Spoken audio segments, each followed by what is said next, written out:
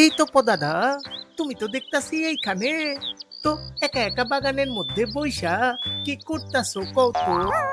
আজ আমার মেজাজটা যে বড় কিরি পিরি হয়ে আছে রে। মানে যাকে বলে একেবারে ভেরি ব্যাড মাইন্ড, বুঝলি? কাম সারছে তো মন খারাপের কারণটা একটু ভালোভাবে বুঝাইয়া কইলে ভালো হইতো পদাদা। ওয়ান্স আপন এ টাইম আমার একটা পোষা গাধা ছিল রে, আর সেই ডঙ্কিটার জন্য আজকে আমার মনটা যে বড় গাধা গাধা করছে রে। কাম সারছে, তুমি আবার গাধা কোথায় পাইছিলা পদাদা? সে অনেক আগের কথা রে। আমি তখন ট্যামার জুনিয়র জঙ্গলে ঘুরে বেড়াচ্ছিল, আর ঠিক তখনই একটা হাতি এসে আমাকে প্রণাম করলো। মানে যাকে বলে একেবারে রয়্যাল স্যালুট, বুঝলি?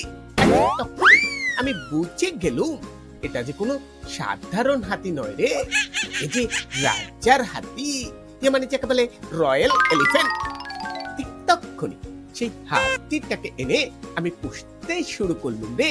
আর ঠিক কটা দিন যেতে না যেতে, এই যেতে না যেতেই হাতিটা একটা গোলাপি রঙের ডিম দিল রে, মানে যাকে বলে পিঙ্ক এলিফ্যান্ট এগ, বুঝলি? কাম সারছে, এ তো দেখি আজ কবি হাতির ডিমের গল্প শোনাই গো। ওরে বারবোডিয়ান স্টেগোসারাস, এটা যে কোনো সাধারণ হাতি ছিল না রে, এটা যে ছিল দেবরাজ ইন্দ্রের হাতি, ঐরাবত, মানে যাকে বলে একেবারে গড এলিফ্যান্ট। আর এটা যে সেই ঘন জঙ্গলে হারিয়ে গিয়েছিল রে, বুঝলি? কাম সারছে, দেবরাজ ইন্দ্রের হাতি তো তা দিয়া তুমি পরে কি করলা পদাদা? ঠিক তার এক সপ্তাহ যেতে না যেতে, এই যেতে না যেতেই দেবরাজ ইন্দ্র এসে হাজির হলো রে।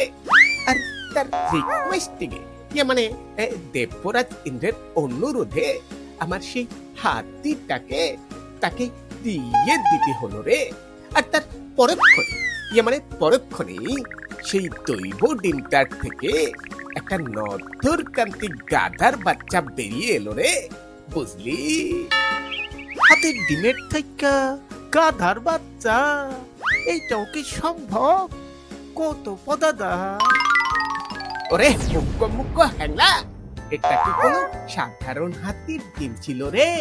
এটা যে ছিল দৈব হাতির ডিম। আর এরপর তো আমি ওই গাধাটাকে বহুত দিন ধরে লালন পালন করতে শুরু করলাম রে। আর ওই গাধাটা আমাকে দৈনিক 200 লিটার করে দুধ দিত রে।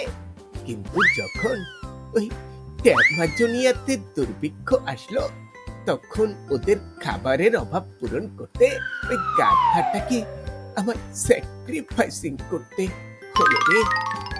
দৈব হাতির ডিম, আবার সেই ডিমের গাধার বাচ্চা, আবার সেই বাচ্চায় দেয় 200 লিটার দুধ।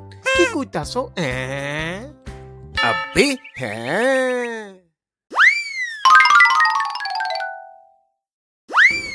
ভাই ভিডিওটা ভালো লাগলে লাইক দাও আর কমেন্ট করতে ভুলো না, সাবস্ক্রাইব করো না।